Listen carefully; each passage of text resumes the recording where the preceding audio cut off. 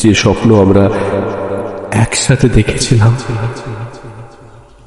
তা কখনো সত্যি হবে না। আমাদের সাথে থাকাটা এত দূর পর্যন্তই ছিল।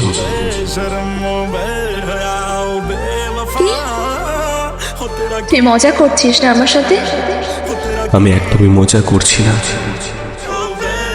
তাহলে কেন এমন কথা বলছিস তুই? আমাকে কারণ জিজ্ঞাসা করিস না, আমি বলতে পারবো না।